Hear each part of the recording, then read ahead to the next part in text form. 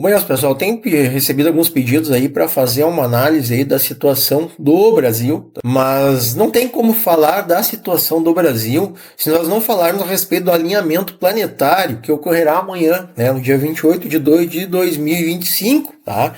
E, obviamente, vinculado a ele também tem outra questão aí de grande importância aí, que é uma espécie de grande auditoria dos donos do dinheiro, que foi iniciada aí na posse de Trump, certo? Foi iniciado oficialmente, digamos assim, na posse de Trump, né?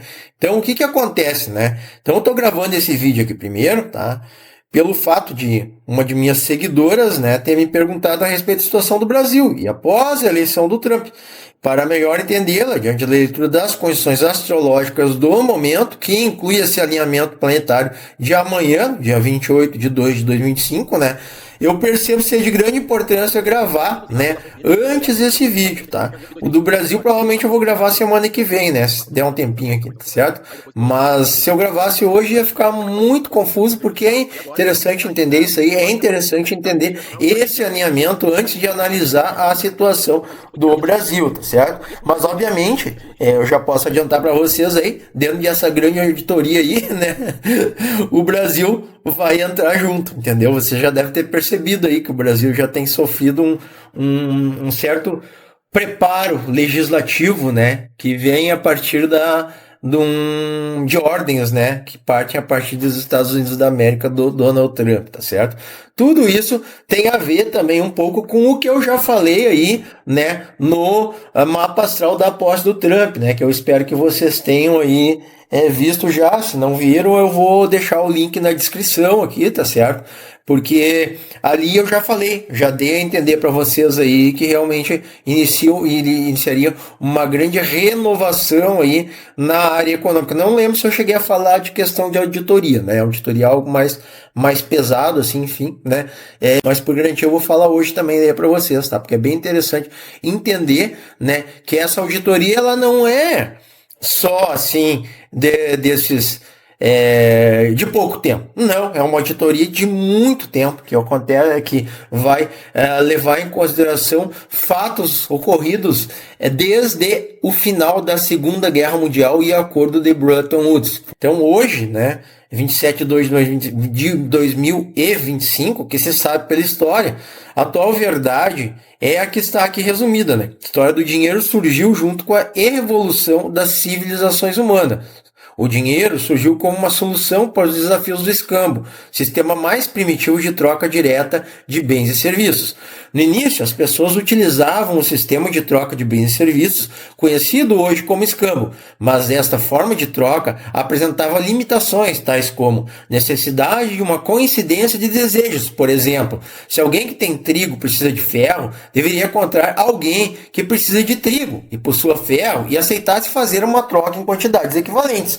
Para superar as limitações do escambo, as sociedades passaram a usar certos bens que tinham algum valor e fossem fáceis de transportar em pequenas quantidades, tais como sal, grãos ou metais preciosos, como meio de troca. Esses itens funcionavam como dinheiro e mercadoria, por serem duráveis, divisíveis e amplamente desejados. Inicialmente chegou-se assim às moedas metálicas, que, pelo que se sabe, passaram a surgir há cerca de 2.500 anos antes de Cristo, em regiões onde hoje é a atual Turquia, marcando um grande avanço nas trocas comerciais e evolução da humanidade. As moedas eram feitas de metais preciosos e tinham seu valor garantido pelo material e, posteriormente, pelo governo que as emitia, na maioria das vezes algum imperador ou rei. Essa padronização facilitou as transações comerciais e comércio em grande escala. Com o crescimento do comércio, surgiu a necessidade de representar valores de maneira mais prática, e assim surgiu o papel moeda como uma forma de recibo de depósitos de metais preciosos em tesouros ou bancos.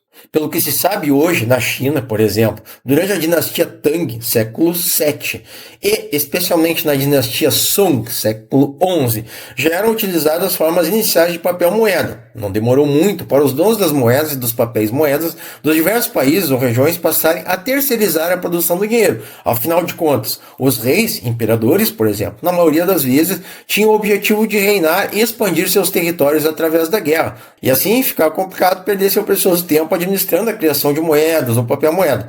Surgiram, então, os primeiros bancos, que inicialmente se propunham a guardar os depósitos de dinheiro ou papel moeda das pessoas em segurança, em troca de notas promissórias, o que revolucionou a forma de realizar transações.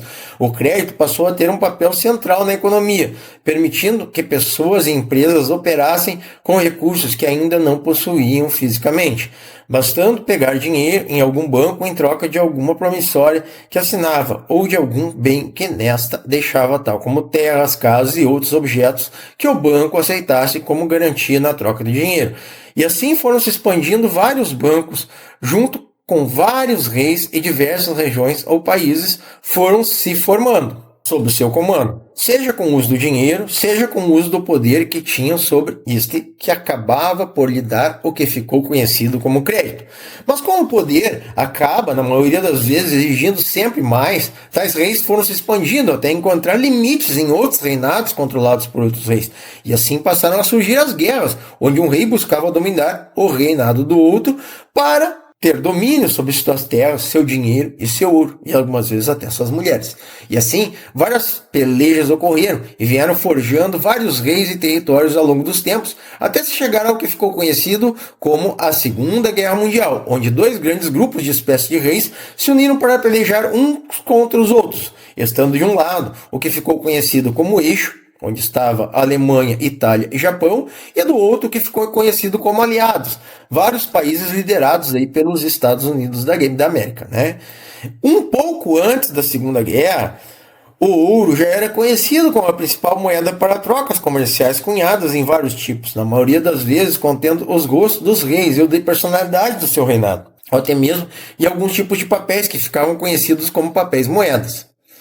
E assim, em meio a diversos tipos de moedas e invasões de direitos de uns reis em direitos de outros reis, surgiu a Segunda Guerra Mundial, que se deu entre 1939 e 1945, sendo causada na prática por uma combinação de fatores, tais como a insatisfação da Alemanha com o Tratado de Versalhes de 1919, celebrado após a Primeira Guerra Mundial, onde esta havia sido severamente punida, gerando insatisfação e desejo de ressarcimentos.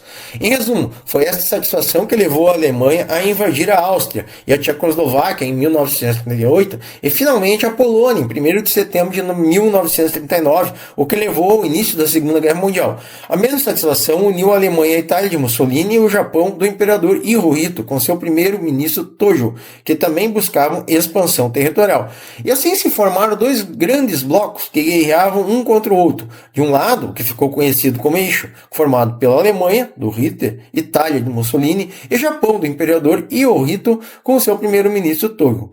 E de outro lado, o que ficou conhecido como Aliados, onde se uniram o Reino Unido, de Churchill, França, de Gaulle, União Soviética de Stalin e Estados Unidos de Roosevelt, Truman, China e outros. Em resumo, na Segunda Guerra Mundial era quase o mundo todo quanto eixo formado por apenas 3 países, Alemanha, Itália e Japão. Entretanto, lutar contra a garra e inovações tecnológicas dos alemães, italianos e japoneses não foi fácil, forçando os aliados a se organizarem entre si da forma mais dinâmica possível para alcançarem a vitória diante de fatores essenciais, tais como comunicação, transporte, armamentos, treinamentos e alimentação.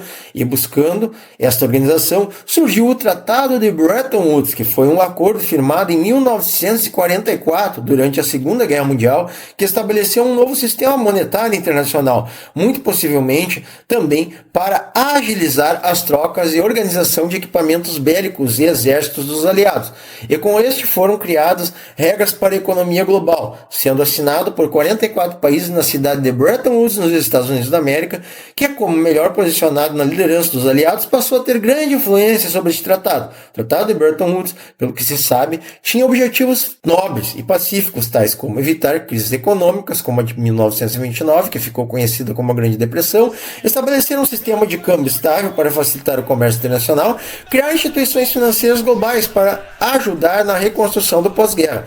E dentro do acordo de Bretton Woods ainda ficaram acertados os seguintes posicionamentos. O dólar dos Estados Unidos da América, que, pelo que se sabe, liderava os aliados, seria a moeda principal para trocas comerciais entre os 44 aliados, ficando estabelecido o dólar americano como moeda principal, que seria a referência mundial. devendo ter o lastro em ouro e uma taxa fixa, né, de $35 por onça de ouro. Ou seja, em respeito ao Tratado de Bretton Woods, pelo que se sabe, cada onça de ouro dava o direito da emissão de $35. Tinha também o câmbio fixo. Outras moedas seriam atreladas ao dólar e assim diretamente ao ouro, mas com pequenas margens de flutuação. Criação do FMI e do Banco Mundial.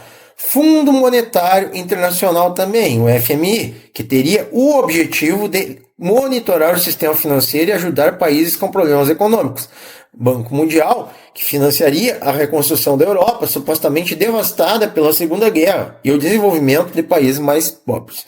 E pelo que se sabe, após essa organização monetária, os aliados venceram a Segunda Guerra Mundial, tendo os Estados Unidos da América como principal líder. A vitória dos aliados foi confirmada em 1945, após a derrota da Alemanha com o suposto suicídio de Hitler em abril daquele ano, e a rendição oficializada em 8 de maio. A derrota do Japão veio logo após as bombas atômicas de Hiroshima e Nagasaki em agosto de 1945, que levou à rendição em 2 de setembro de 1945, principais pontos do acordo de Bretton Woods. O dólar americano passou a ser a principal moeda de referência, atrelada ao ouro, e uma taxa de $35 por onça de ouro. Outras moedas foram vinculadas ao dólar, criando um sistema de taxas de câmbio fixas, mas ajustáveis. Foram criadas instituições como o Fundo Monetário Internacional, FMI, e o Banco Mundial, para garantir a estabilidade financeira e auxiliar países em dificuldades. Pode-se dizer que a Segunda Guerra Mundial mudou o mundo, levando à criação da ONU e ao início da Guerra Fria entre Estados Unidos e União Soviética, muito possivelmente disputando nesta para mostrar quem deveria ser o líder após discussões entre Roosevelt e Stalin. O Acordo de Bretton Woods funcionou até 1971, quando o presidente dos Estados Unidos, Richard Nixon, encerrou a convertibilidade do dólar em ouro, chamado Nixon Shock, dando origem ao sistema de câmbio flutuante atrelado ao dólar, que ainda se tem até hoje, 25 de fevereiro de 2025. E assim, desde o Acordo de Bretton Woods, o dólar criou as bases do sistema financeiro global moderno, que veio a fortalecer o dólar como a principal moeda flutuante do mundo, estabelecido o FMI e o Banco Mundial, e criando ferramentas para transações internacionais, tais como grandes bandeiras de cartão de crédito e o sistema SWIFT, que visava o controle das transações internacionais.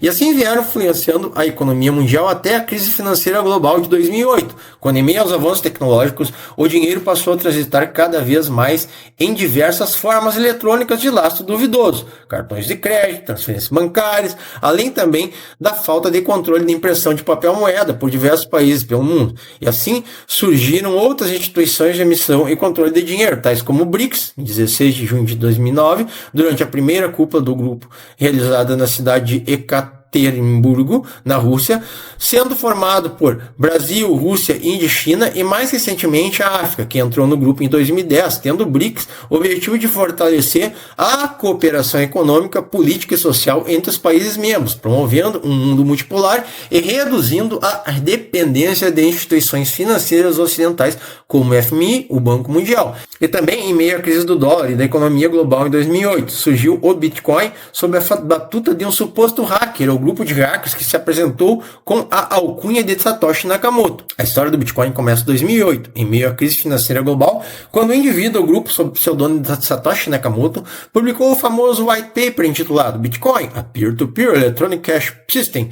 Esse documento descrevia um sistema de dinheiro digital descentralizado, baseado em blockchain, em mecanismos de consenso chamado prova de trabalho, Proof of Work, ou POW, mediante a qual diversos computadores interligados pela internet deveriam respeitar um algoritmo criado para provar o trabalho, seu e, obviamente, de seus controladores, seus donos em grande parte, pelo que se sabe, hackers e outros especialistas em computação espalhados pelo mundo todo, interagindo através da internet. E assim o sistema financeiro global veio se restaurando em paralelo ao crescimento do Bitcoin, que no início poucos acreditavam, a não ser alguns hackers entendidos da economia ou computação, até que em 22 de maio de 2010 foi aceita oficialmente a primeira compra real com Bitcoin, 2 pizzas por 10 mil Bitcoins, que hoje, 24 de 2 de 2025, a cotação de aproximadamente um Bitcoin para $95 mil resultaria em aproximadamente $950 mil. Com certeza, a pizza mais cara do mundo, que acabou dando origem também ao que ficou conhecido como Bitcoin Pizza Day. E assim o sistema financeiro global veio se restaurando em paralelo ao crescimento do Bitcoin, que no início os poucos acreditavam, a não ser alguns hackers entendidos de economia ou computação. Detalhe importante a ressaltar, que o Bitcoin surgiu com a proposta de ser autocontrolado pela escassez dada pelo limite final de quantidades mineradas por intermédio de algoritmos computacionais cada vez mais complexos, mas que deveriam respeitar a programação original do seu criador, Satoshi Nakamoto, e se limitar à quantidade máxima de 21 milhões de bitcoins. Limitação esta pré-programada por ele ou grupo para garantir a escassez da moeda, o que tende a tornar o Bitcoin semelhante ao ouro, ou seja, um ativo finito, com a diferença de ser em formato digital, além de ter um determinado número conhecido, que é os 21 milhões, né?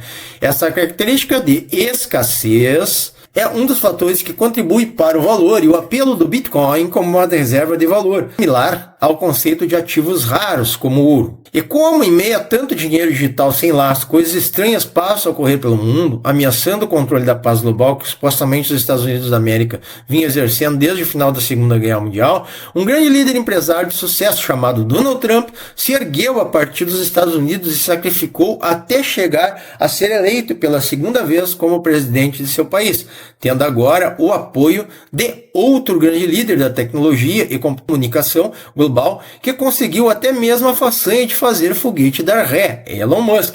Chegamos então às expectações astrológicas já comentadas previamente em outro vídeo, link na descrição, na análise astrológica que fiz da posse de Donald Trump, e que neste vídeo concluo com o título de A Grande Auditoria dos Donos do Dinheiro, que, pelo que mostra a astrologia vibracional, será coordenada por Donald Trump e Elon Musk a partir do Fort Knox, Federal Reserve de Nova York e Fort Dearborn, onde, pelo que se sabe, os Estados Unidos da América guarda grande parte de suas reservas de ouro, hoje, 27 de 2 de 2005, em torno de 9 mil toneladas. Felizmente, eu me sinto impedido de entrar mais a fundo de como esta auditoria efetivamente ocorrerá, diante das limitações impostas pelas restrições atuais à liberdade de expressão no Brasil, onde esse vídeo está sendo gravado. E também ao receio de frustrar estratégias de líderes globais, né? Embora esteja aberto para quem desejar me procurar para consultas particulares a respeito, sendo que daí eu posso controlar e posso limitar o que eu devo dizer com foco no ajuste daquela pessoa ou daquela empresa, né, diante dessa auditoria global que tende a ocorrer. Vocês devem ter percebido aí, quem lê, quem assiste vídeos aí, né, quem entende um pouco de contabilidade, de auditoria, de administração, que efetivamente isso não é só uma previsão astrológica, é um fato real que realmente se une àquilo que eu já falei aqui. Então, por enquanto era isso. Um abração para eles e um beijão para elas. Até mais.